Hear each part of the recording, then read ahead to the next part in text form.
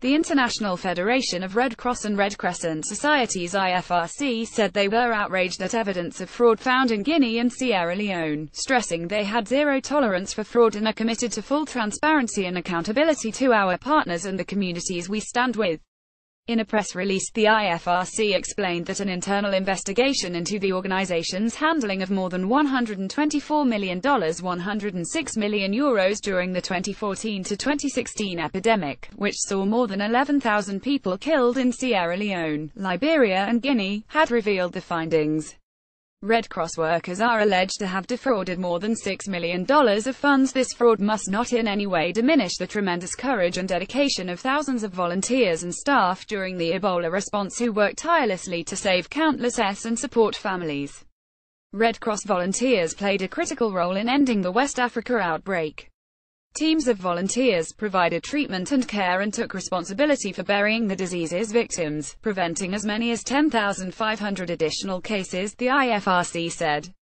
We are pursuing every possible avenue to reclaim all funds that have been misappropriated, diverted, or otherwise illegally taken. This includes working with authorities in affected countries and elsewhere as appropriate.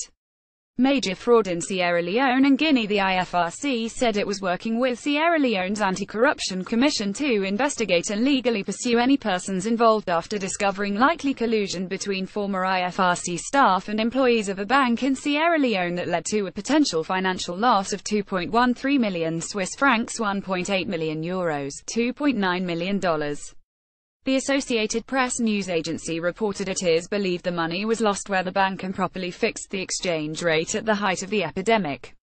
More than 11,000 people died in West Africa between 2014 and 2016 as a result of the Ebola outbreak. Meanwhile, in Guinea, the IFRC said that over- and fake billing by a customs clearance service provider led to an estimated loss of 1.17 million Swiss francs.